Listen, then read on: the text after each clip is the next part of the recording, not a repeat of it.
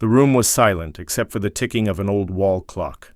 Every eye was fixed on the television screen. The air was thick with tension, hope, and the kind of fear that comes only when you put your heart into something bigger than yourself. And then, like a bolt of lightning slicing through a storm, the headline flashed across the screen. Shocking recount results. Pierre surges ahead. Carney falling fast. For weeks, the nation had been locked in a political battle that went far beyond numbers. It wasn't just about votes, it was about vision. Two men, both determined, both eloquent, stood on opposite sides of what the country could become. But now, in a twist no one saw coming, everything had changed. Pierre Marceau hadn't always been the frontrunner. In fact, just a few weeks before, Election Day, he was trailing in every major poll. A soft-spoken man with roots in a small working-class town, Pierre's campaign was never about grandeur. It was about truth, about listening, about fighting for those who had been ignored. He walked factory floors, ate in tiny diners, and stood in rain-soaked parking lots talking to janitors, farmers, and single mothers who just wanted to be seen. Meanwhile, Mark Carney, the polished, media-backed candidate, was the favorite. He had experience, money, and influence. His speeches were rehearsed, his rallies massive, his promises shiny. But to many, it all felt manufactured. Pierre knew he was outmatched in almost every way, but he had one thing Carney didn't: real people behind him. Like Maya Thompson, a single mother of 3 who lost her job during the economic downturn. She wrote a letter to Pierre after hearing him speak in her town. "For the first time," she wrote, "someone didn't talk at me.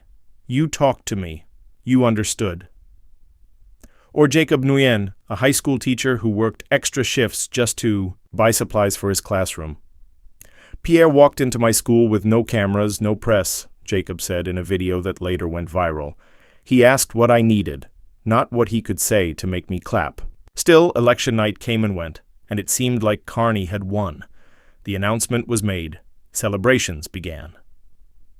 But something didn't sit right. A recount was requested after inconsistencies surfaced in 2 key districts. Most saw it as a formality, just a delay in the inevitable. But what happened next stunned the country. Ballot by ballot, Pierre surged. Quiet towns where his voice had echoed through community halls came through for him in unexpected numbers. Volunteers who had knocked on thousands of doors cried openly as the numbers flipped. Maya was seen holding her children, sobbing on her porch. Jacob recorded a reaction video that spread like wildfire. "It's not just about politics anymore. It's about us." Carney's team fought back, dismissing the recount as a fluke, but the evidence was overwhelming. People had voted with their hearts, and those hearts were with Pierre. The final confirmation came just before dawn. A new headline took over the news cycle: Pierre Marceau declared victor after recount. But Pierre didn't gloat. He didn't throw a party. He went back to the same community center where he gave his first speech, surrounded by the people who had walked beside him.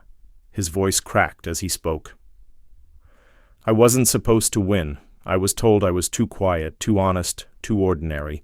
But maybe that's exactly what we need. Someone who sees the pain, hears the silence, and chooses to stand anyway. This victory isn't mine. It's yours." The story of Pierre's rise became more than a political victory. It became a movement, a reminder that real change doesn't come from the loudest voice in the room, but from the hearts of the people who never give up.